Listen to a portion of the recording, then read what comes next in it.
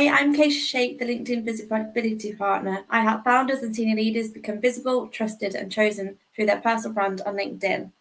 Today, I'm joined by Robert Clesi, Chief Operations Officer at Global Radar Solutions. With over 20 years across SaaS, enterprise sales, and partnerships, Robert has built revenue across complex industries. We're going to talk about how revenue actually scales, what most companies get wrong about partnerships, and what changes when you move into leadership. So let me welcome Robert in. Hi, Robert. How are you? I'm well, Keisha. Good afternoon. Good to see you. Yeah, good to see you too, and thank you for taking the time to do this with me. I know we already know each other and been talking about doing this for quite a while, so I'm glad that we've managed to do it together. So for Yes, and those, thank you as well for the invite. oh, you're welcome. So for those who maybe don't know, a lot of people in the industry do already know you, but for those that don't know you yet, how would you describe what you currently do? For us, we help organizations in all types of vertical markets quickly identify who they might be doing business with and keeping track of the integrity of that individual or entity through the life cycle of their relationship. So, anti-money laundering software, sanction screening, transaction monitoring, trying to keep the bad guys away from certain organizations. Yeah, well, it's definitely keeping you busy, isn't it? And I know you've got quite a busy role doing that as well. I do. I do. It keeps us busy. It's a fascinating environment. We're one of many organizations that provide this type of application. We feel we have some differentiators, but there's a lot of really smart individuals and great organizations that help support a lot of global organizations. So for us, we stay busy. The organization began in 2007.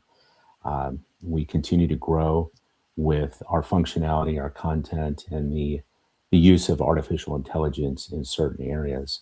So for me, I help manage and run the organization, but I spend a lot of my time in the sales arena, whether it be direct or indirect, setting up those reselling channels, referral marketing partners to help fill up that pipeline. That's the number one priority for us to grow and to eventually look to exit in some form or fashion. Yeah, definitely. And I think we will get onto it, but I definitely think having the right partnerships around you and the right, I suppose, people to be partnered with and the right companies is really important, isn't it? And it goes a long way when it's done correctly and when you actually put the time and effort into the strategy behind it. It is. It's paramount, and I've done this for many years, and a lot of mistakes made, but you learn from those. And I would say there's certain key elements. One is really embracing a what I call a go-to-market strategy or a business plan. You've got to have the buy-in not at just one level, but several levels, all the way up to the executive team, the technical team, and then of course your uh, boots on the ground, if you will. The Yeah. individuals are going to help evangelize and spread the word about your solution. So I think that's incredibly important, that having the difficult discussions up front with these organizations around the value that you can bring, and vice versa if it's bilateral. We have some of those in place currently, but we have found the ones that prosper and provide that net new logo acquisition and in revenue are the ones that roll up their sleeves in the beginning of the process and really embrace that, yes, let's go through the marketing efforts, let's go through a press release, let's get to the events, whether it's a partner event or an industry event, that we can collaborate collectively. Those are the ones that have yielded the most return. Yeah. Well, those things go a long way, don't they? And I suppose having a plan and having a strategy, but actually sticking to it and getting visible, getting out there, going to those events, and actually doing those things consistently all matter, don't they? And instead of just having an idea but not actually following it through. Exactly. I mean, that's a great point. And another element is the cadence, right? Whether Yeah. it's monthly or every 6 to 8 weeks, it's important to set expectations around deliverables, whether it's one party or both, and tracking those and tracking the progress. What you're hearing in the marketplace. Global Radar is very market driven. We don't win all our deals. We'd like to, but we try to elicit candid feedback from those organizations that have not selected us, so that we can go back to engineering, we can go back to marketing, we can go back to sales, and just provide constructive feedback for improvement. Yeah, that's really important. And I know you've been doing this type of thing for many years across many different companies and organizations. What patterns have you seen in companies that actually successfully scale revenue? Have you seen maybe different patterns or trends of what those who have done it well versus maybe those who haven't? That's a great question. In my experience, the organizations that have decided on the strategic path of partnering versus trying to ramp up and onboard technical expertise to build it, and they've said, "Hey, listen, we're an expert in this area or these set of areas, and we'd like to partner up with, let's use Global Radar as an example for sanction screening or some of the content, put together the plan and execute upon that, integrate that application, and then brand it as their own." I have found those to be the most successful. And typically, when companies do that, they're on a path for a potential acquisition of Yeah, said technology that they're promoting. Where companies fail is when they're trying to partner up, they're trying to build it, they're trying to acquire, they're trying to fill all three of those threads, if you will, and they're not paying enough attention to ultimately supporting the client and their market requirements. So it's a myriad of situations that you can get into, but the ones that I've embraced are those OEM resellers, and we have success with referral marketing partners. yeah, Just a very simple qualification and a warm introduction, and we'll pay out a nice referral fee. yeah. That goes a long way, doesn't it? I think having those referral partners where they get something in return for it. So it's not just kind of here, have all these different leads and opportunities. But if it's a warm introduction, it goes a long way, especially if you've got other, let's say, competitors that are doing similar. That introduction can be that deal breaker, can't it, of being introduced directly. Absolutely, we've just put a few together over the last month where it's bilateral, Oh, where nice. there we go, lost you.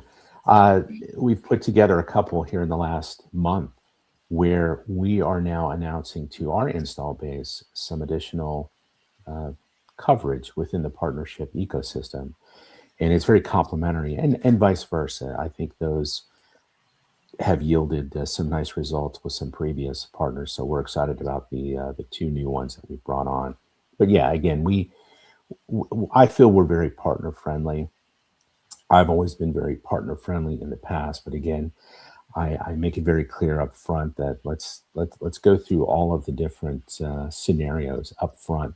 Let's have the hard discussion up front and not get stuck, 6 months, 9 months down the road when we're trying to execute a deal.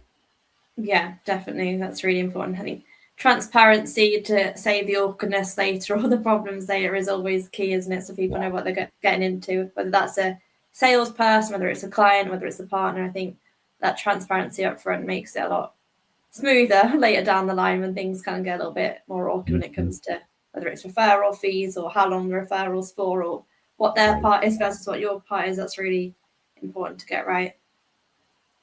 And from your experience within your background, obviously you've got a strong sales background. You're still obviously involved with sales now and responsible for it. But what changes when you move from, and what changes for you when you move from a sales role into a COO role?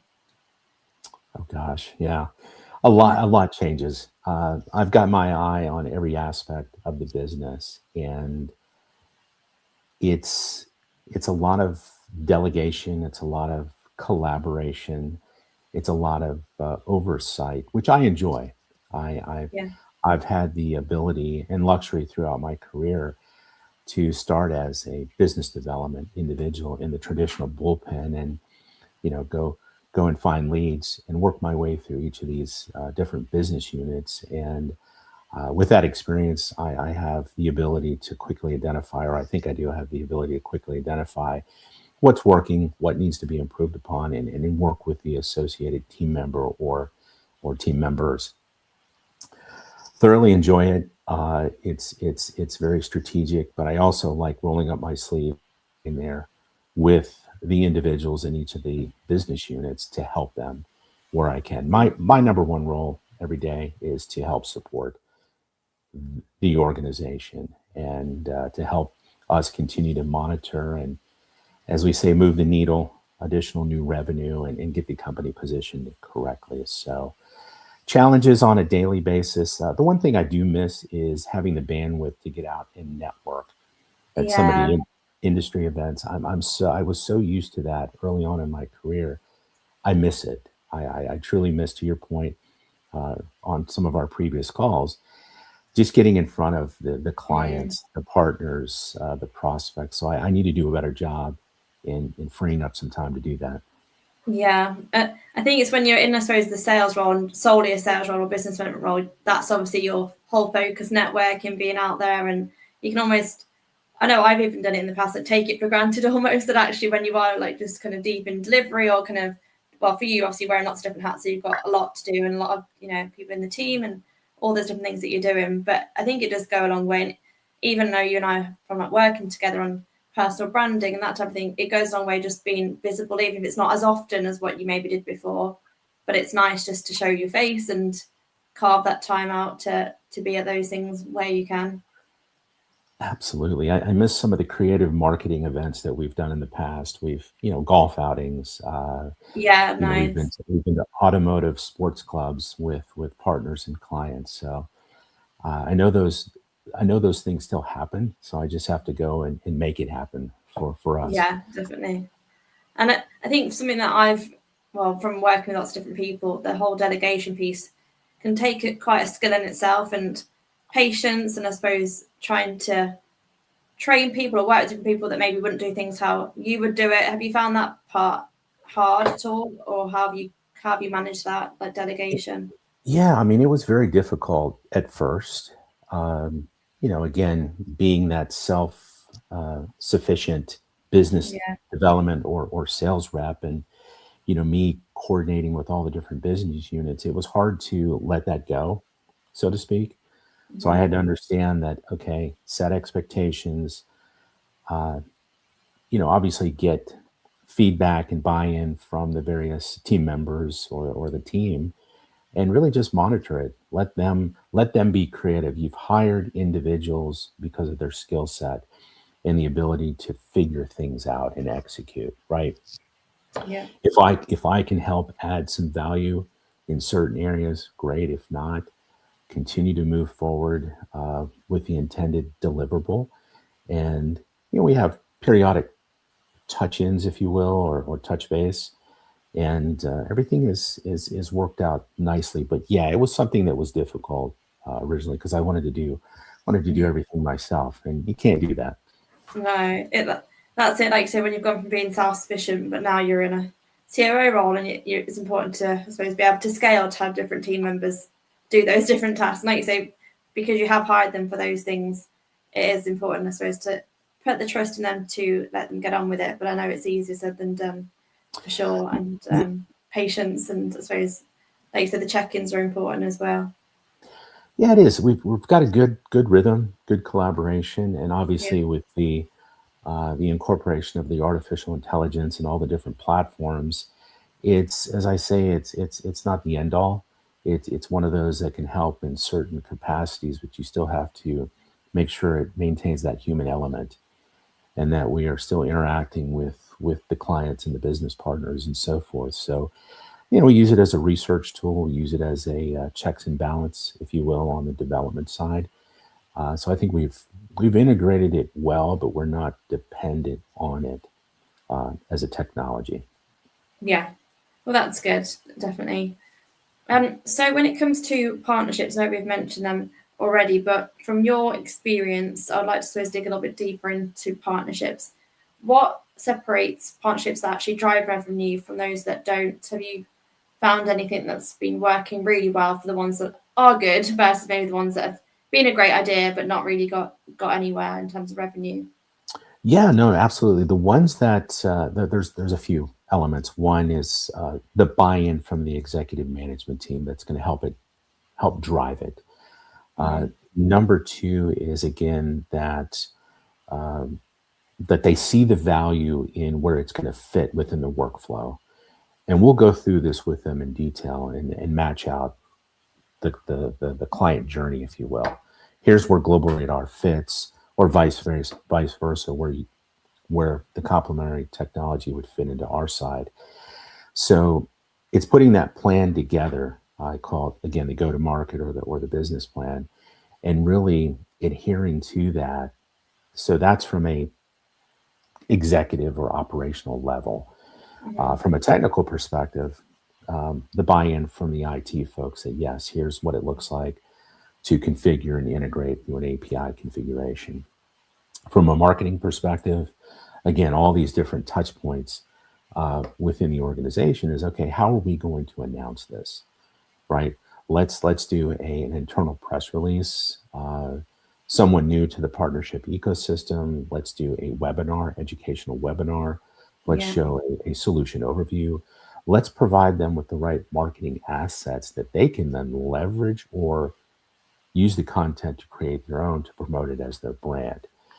And then, from a demonstration perspective, sitting with the pre-sales folks and highlighting the value, not so much the benefits and features, but here's the true value of having this additional module or component within our application, and here's the ROI or the payback with having it as part of your application. So there's a lot of different elements, and I've put together documents through the years that help with I'll call it a cheat sheet, that kind of maps out the different steps and the activities that we really want to go through. So there's a lot of planning up front.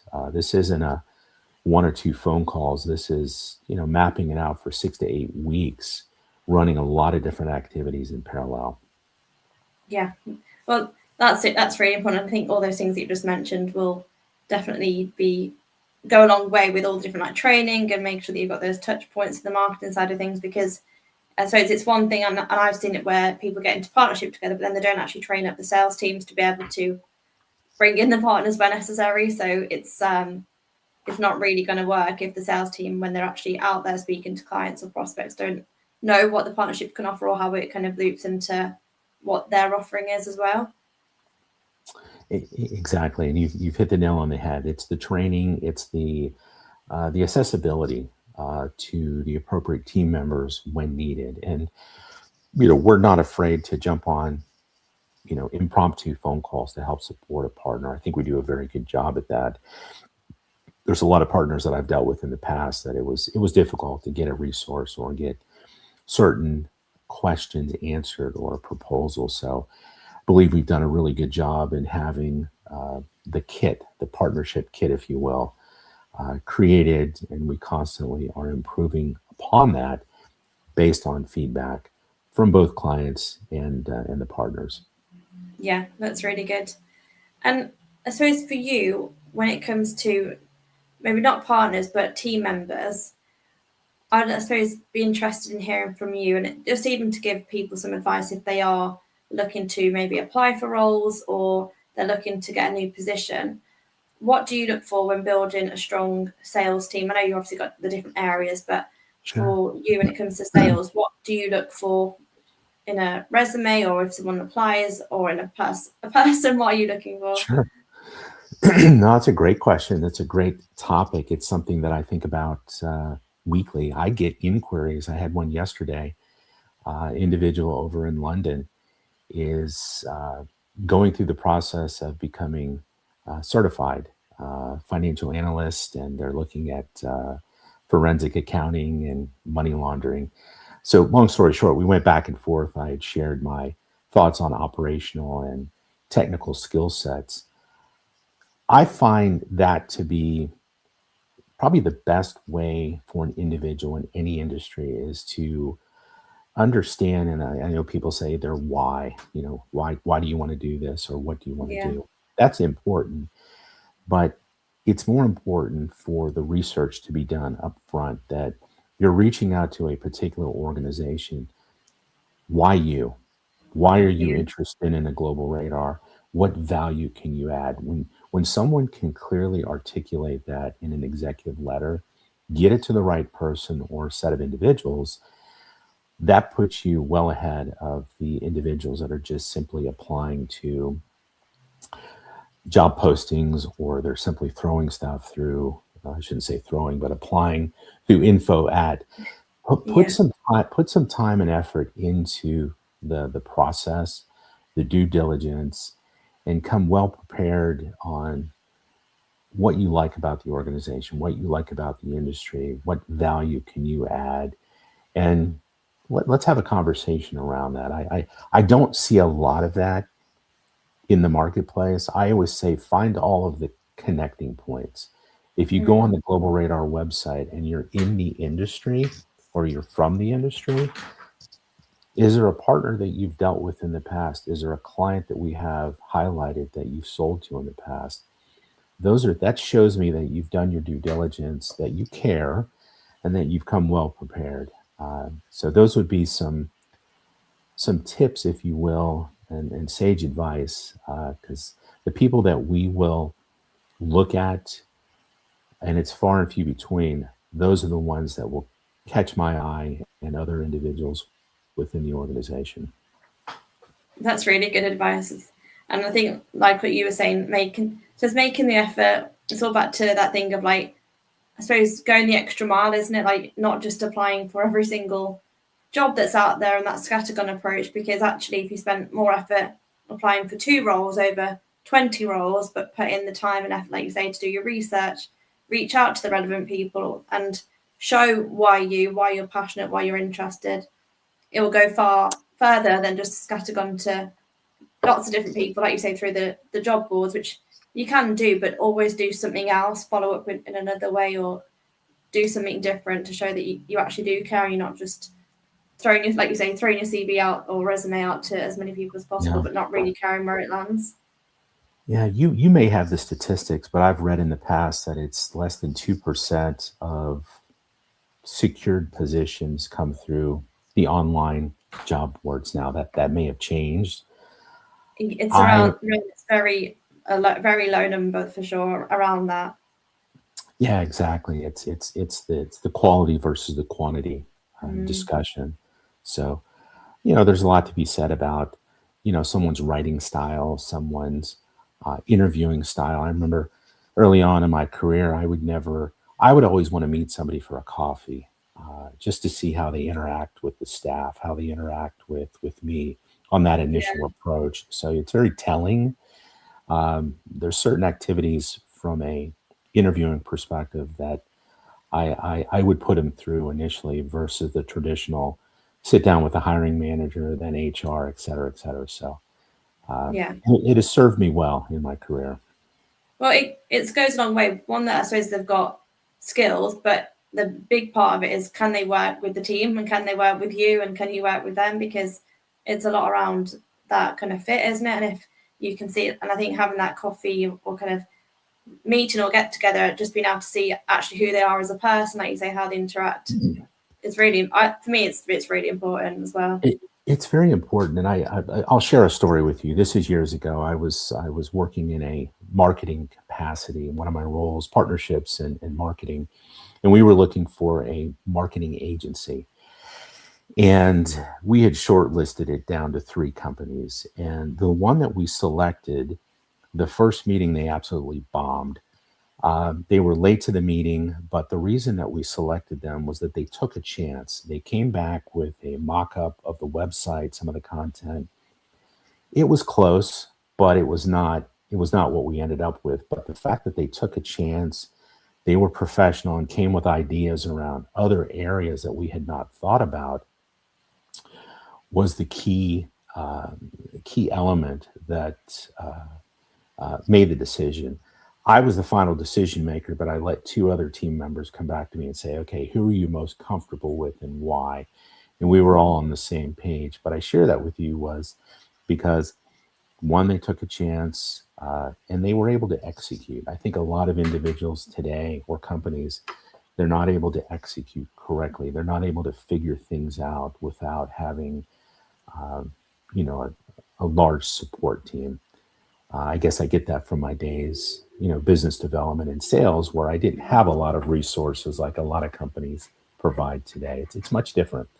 Yeah, that's a really good story then. I suppose it comes down to like they use their initiative to show what they could do, and actually we've we've thought about it, we've gone away and done some work on it. Like you say, even if it was a bit rusty or it wasn't totally great in terms of like the meeting, the outcome is also really important and showing that they take initiatives or kind of like you say, take the chance to say, hey, we've put some work on what we think, or here's some ideas, because actually then you can see it come to life more as well. Absolutely. And I think daily learning, the ability to improve, the ability to change is so critical. They say as you advance in your career, it's more difficult, but I have found that I embrace it. I get up each day and how can I get better? Right. Yeah. I make mistakes daily, but reading and talking with my peers and trying different things and different strategies. So for me, I enjoy the conversations globally with individuals that are even competitors. I've actually struck up two partnerships, or I should say, we as an organization, with two competitors where they found a gap within their application, and they're now using part of our functionality. So Oh, hoping we amazing. know, we've tried to get as creative as possible since it is I'll call it a saturated sandbox, but we got to get Yeah, that's creative. really good. Yeah. It's a really good approach as well, because I think a lot of people with competitors, and maybe even me previously, a few years back, you'd think, oh, they're a competitor, so we can't really do anything together. Whereas I now with clients, but also myself, see actually no, we all have our own USP, or we all have different. I suppose for you as a company, have your own USP and services and offerings, but also we're all different. We've all got something. We can't all do absolutely everything. So having those right partners in place for me goes a long way, and also it just makes you look more credible. And like you say, if you can get more sales or more wins through it by doing it together, then that's or you could just miss out on an opportunity that could have been there. Exactly. And someone told me years ago, the answer will always be no unless you ask, right? Yeah, yeah, I love that. That's true. So I've got, I suppose, another question, not so much on hiring, but more around how you would prioritize things from a business sense. So how do you prioritize where growth should come from across the business? So obviously now within your role, how do you prioritize that? Because obviously there's lots of different ways that you can grow with the go-to-market strategy, but how do you prioritize what you're doing?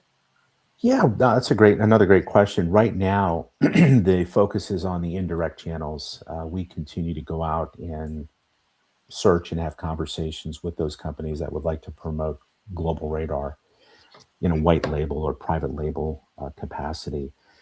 With the enhancements that we've made to the application, we are now going back to the install base as well as the reselling partners and increasing our fees and explaining as additional value that they're going to achieve.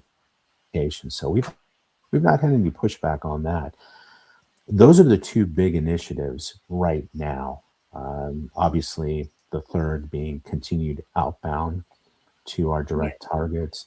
So first and foremost, it's net new logo acquisition and growing the revenue.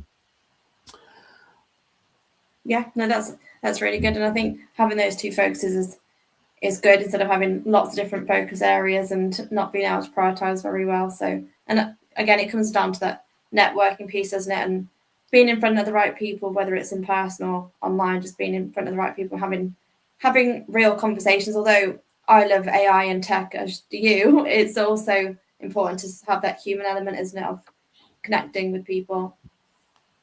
Yeah, it is, and the marketing is always changing. Uh, Whether it be search engine optimization, the ads, it seems like the algorithms change daily. So Yeah. we're trying our best to stay on top of that. I think we have an effective website. It can always be you could let 10 people look at it, and they're all going to come back with different comments. So we Mm. try to make it so it's informative, it's educational, and constantly looking at different keywords and key phrases. So that's a constant project that takes a lot of time and effort. But yeah, to your point, if I could be out every week at an industry event or a partner event, that would be fantastic. But But then a big part of it is, like you say, the website as well, because as marketing is changing all the time, it is important to not just keep doing things that you did a year ago or even 6 months ago. It's important to be like, is this working? Is the website working? Is it actually getting traffic? Is what we're doing? Because yeah, it'd be great if we can all be out every day, but it's just not the reality. And as we have got global resources to be able to scale and be able to be visible globally, it's important to use those as well. But yeah, I think having that website updated with SEO and the keywords and just making sure that things are driving through the right channels is really important as well. Yeah, I mean, the one area that has improved drastically, and you'll be glad to hear this, is the work that we did on the profile and more so on the blog posting. Yeah. I've been tracking it. I mean, we're looking at upwards of a 5x, Oh, fivefold amazing. on some of the activity. So Yeah. it's been Yeah. Well, you've been doing really well with you're consistent with posting. You're very visible, and it's leading to my next question around visibility. But you've been a really good, I suppose, person to implement what you've kind of been learning, but staying consistent with it, because a lot of people know they need to post, but they don't always do it, or they start doing it and then they drop off, and then it's that constant yo-yo of, oh, I posted once and then I haven't posted for 3 months. But it is about that consistency, and people, even if a post doesn't always get great engagement or loads of likes, people do see it. So it's something just to that for people to be mindful of. Even if not every post blows up in engagement, people are still seeing your post, whether because you can see it by impressions, and even from you probably have it when people say, oh, I saw your post, that was good, or people are paying attention, but not everybody on LinkedIn engages all the time. Some will, but not always. Mhm. Yeah, no, it's been fantastic. I've actually secured a couple new deals through those LinkedIn posts, and I will always ask everybody, or I'll have the sales organization, where did you find out about Yeah. Global Radar? Who shared? And they come back. We saw Robert's post, or we saw the Oh, Global I Radar love that. post, Yeah. which is confirmation that it People is pay working. attention. Yeah. Yeah. And But do you? it's back to that trust building as well. So as you're visible, with your posting and your activity, people are like, okay, all right, we feel like we get to know Rob a little bit, and he's consistent, he's proactive, all those things that you said, even from a hiring process of being proactive, being like, going the extra mile. It's those things, isn't it? But just in a way of being visible and building that trust through consistency and showing up, really. It is, and you bring up a very good point with consistency. It's showing up each and every day, even though it may be boring, it may be regimented, but and again, another saying. I had a former boss of mine years ago said, "Robert, what you do today will have an impact a year from now," Yeah. and it's so true. I think of it as what I do today will have an impact tomorrow, a week from now, a month from now. So I go in and I track, and there's a lot of times where I will have a post from a month ago that will get traction today or tomorrow Yeah. because of It, something. that's really good. And you're seeing that, and we're seeing that across LinkedIn more now. That posts from weeks ago or like months ago are getting the traction. So if someone's already engaged with one of your posts, then they'll show it. They'll show them another post as well. So, or they'll just show your post at different times. So it does last as well, and leaves that footprint on your profile. So if someone finds your post, they land on your profile, you've got it there, like you say, in a year's time or 5 years' time. Yeah, it's interesting to watch it and follow it, and the comments, and going back to those individuals, and you know providing replies and connecting up with them and having conversations. So I tell people, if it's used correctly and it's genuine and it's educational, and it can be a great platform to, again, start those conversations with individuals in the space, whether it be, again, a prospect, a partner, or a competitor. I Yeah. have it's been good, and I have a lot of new connections that I need to get to. Again, bandwidth, so I need to spend some more time there. Yeah, definitely. And on visibility, do you think it's important that senior leaders should be more visible publicly? And if so, I suppose why or why not? And does it apply to everyone, or just certain leaders? That is a great question. I've thought about this, and you might have some statistics. I'll go down two threads. One is to answer your question. Yes, I think everyone within the organization, the executive management team, all of the executives should be posting in their particular area, and it doesn't have to be as frequent as some do, but once a week I think would be appropriate. Whether it's an update on something they're doing unique in marketing within their organization, or promoting a new uh, module, et cetera, et cetera.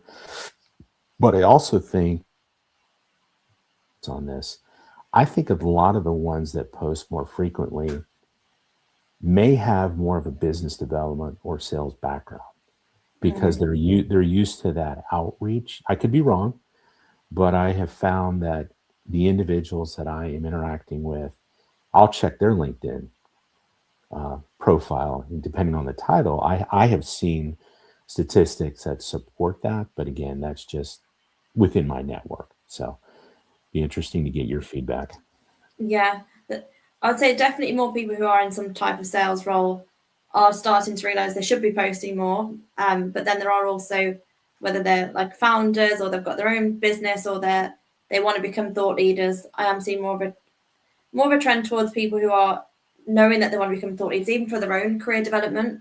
But definitely Mhm. right now, more, I'll say, sales type people are trying to do more. Well, not all of them. The ones who want to add value and be more consultative or actually show up and go the extra mile, they are kind of definitely angling towards that. But I have had quite a few people reach out that I've been working with who maybe are a director or they're in the C-suite. They're not in a sales role, but they want to build their own personal brand for them. So they're posting for the company, but also for themselves, so that they may get advisory work in the future. Or there's a lot. Careers have changed now, so they're not always, it's not how it used to be in terms of you need to stay within a company for X amount of years full time, and that's all you can do. Because a lot of people now who have got something about them, they want to be doing different things. They could be working at a company, but also have another project or do some advisory or NED type roles. So there is a trend that people at that level who want to do more with kind of their expertise are also building their own personal brand for the company, but also for themselves. Right, right. And that's kind of that second or third level that I've thought about doing, more videos or podcast, and maybe writing some papers, some thought leadership pieces, or a Yeah, white paper. Uh, Nothing technical, but putting, adding some additional marketing asset within the profile. And I've always thought about our founder and CEO, the expertise that he has within the industry. He's a former compliance officer, so it's great to have him on phone calls to talk best practices, standard operating procedures, and really go deep into what it was like back in the heyday of money laundering, the yeah, epicenter down in Miami.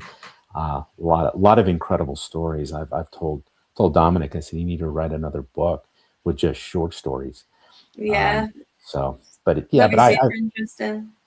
And I yeah, think I was to say, I think with your like blog articles, those types of things, what I've been doing recently with clients that want to do more of that type of stuff is creating a newsletter on LinkedIn. So do it as articles, but you make it into a newsletter so you can get subscribers. And you post out to your network, but then it notifies your subscribers as well. So it's a nice way of kind of having a regular cadence. So you can either do it weekly, bi-weekly, monthly, those kind of cadences. But then everyone knows what to expect and where your newsletter is going to be, that type of thing, and it notifies them. So I quite like that from a thought leadership, and obviously I love video because I feel like, again, a lot people that are starting to do more content now, maybe using AI for content, which again, all for people posting content. There's a bit more things going out there now. So how to differentiate yourself is by right. being on video and showing who you actually are behind the kind of screen. I think that's a great idea. Yeah, I never thought about a personal newsletter. I know we do one from a corporate standpoint out to the install base, but yeah, we'll have to talk Yeah. about that in more detail. Yeah, have a little look. Yeah, I think it's something that is definitely going really well, and it's your first newsletter that you publish out. Also, you get to invite everyone in your network to subscribe, so it's a nice thing to do. And then every article that you do or blog post, you can just link to it, which is I'll show you how to do that after this. So I've got a little segment now called brand truth or brand myth. It's just a little bit of fun, but you just tell me if it's a myth or a truth and quickly why. So the first one is partnerships are the fastest way to grow revenue. Is that brand truth or brand myth, and why? Oh, wow. I would say for me, it's a truth. Okay. And because we are, and again, this is specific to Global Radar, we're in a very, very saturated marketplace.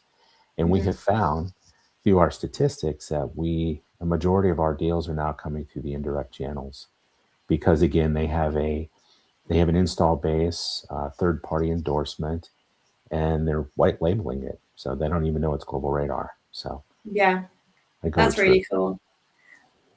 Second one is career progression is about who you know, not what you know. Is that a truth or a myth? It's a myth. I Yeah, would say yes, who you know can maybe get you an introduction, but it's really about the value that you bring to the organization. Um, you have to solve problems. You have to drive revenue. In an organization, you either sell or you support. And I think yeah, it's moving towards an environment where even the ones that are in a support role need to have the business acumen of selling and marketing, definitely. negotiations, and so forth. So yeah. Yeah, and I suppose with that whole piece of who you know, I know maybe before it's very much kind of if you know them you can get in, but then it's also you need to stay in that role and progress. So it's kind of using your initiative once you're in that position, or even use your initiative if you don't know anyone, like we were saying earlier. Go and knock down those doors, introduce yourself, tell them why you're the perfect person for that role, and then even once you get the role, I think it's always important to use initiative, talk to different people internally, and come up with ideas as well. So a bit like that marketing agency you referred to earlier, come with ideas, come with suggestions, not just problems, which I think goes a long way. Yeah, yeah. No one's going to criticize you for trying and failing. Yeah, At least you take the initiative, but put your best foot forward, as they say. yeah, I agree. And the last one for this segment is you need to be visible to be good at sales. Is that a brand truth or a brand myth? Ooh, I've read both. I would say with me in my career, I would say it's a truth. However, there are individuals that are introverts that have been very successful Yeah, at selling, but I think it's difficult in today's environment because of all of the upfront due diligence, not only on the organization, but the individuals. And again, statistic wise, I think it's up to 65% of the upfront work has been completed by the time they reach out to you. So they know who yeah, you are and they know what they're looking for. Uh, whether you agree or not, yeah. it's visibility. I would say, yeah, you've definitely got to be visible. And with your point around introverts and them being good at sales, I actually agree in terms of you need good listening skills, don't you, to be good at sales. So I think and I work with a lot of introverted people who want to build their personal brand, and we'd always start with things like do written posts first. You don't have to show your face at first, but then let's progress through those things. And I think then I've started to realize I think actually it's not as scary posting a picture or posting a video online because I don't have to go speak to that person in person. I'm doing it online, so nothing scary is going to happen. So, and then they end up like finding their tribe of people that resonate with them because maybe they don't want someone super extrovert, or they actually like that they pay close attention to analytical things, or they listen to things. Everyone's got different, I suppose, qualities or quirks as humans as well. So I suppose it's just trying to be visible in ways that feel comfortable to Yeah, individuals. yeah, I agree. Yep. So my last question for today, and this has been great, so thank you so much for joining me, is if you could go back to the start of your career, what would you tell your younger self?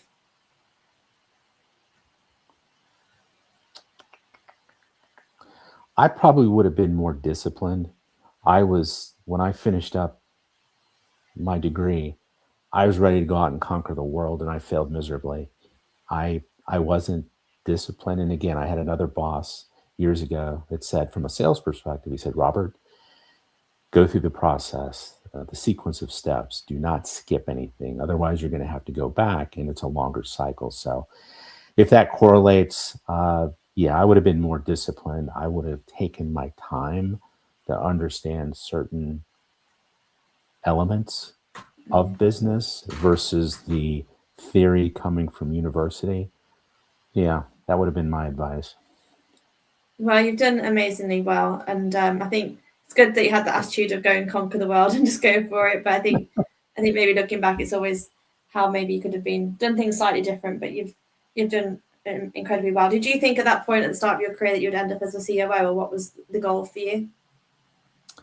My goal, actually, prior to college, I was going to be an engineer. I was going to design cars and skyscrapers, and engineering school was not in the cards. So I went to business school, finished up Wow. there, and I thought to myself I eventually would like to own my own company, start my company and own it. So Yeah. perhaps that is on the horizon. We shall see. But yeah, I always felt like I could be in a leadership role and help mentor individuals and keep an eye on the operations and help it run smooth. So far, I'm still gainfully employed with Global Radar, and I think we're on to a good future. Yeah. We've got a lot of good stuff in the pipeline, a lot of good projects that we're working on. So yeah, it's looking good. I love that. Well, thank you so much for joining me. A lot of value has come from this session. So, for those that do listen, I hope you find it useful as well, and share it within your network. And if you are someone that wants to connect with Robert, which I'm sure you will after listening to him, then please do so. I know you're happy for people to send you connection requests. Ideally, personalize it. Put in some initiative with the personalization of a connection request as well. Keisha, it's been a pleasure as always. Thank you for the invite, and I will speak with you again soon. Yeah, you're very welcome, Robert, and speak to you very soon. Bye bye, All right, everyone. See you bye later. bye.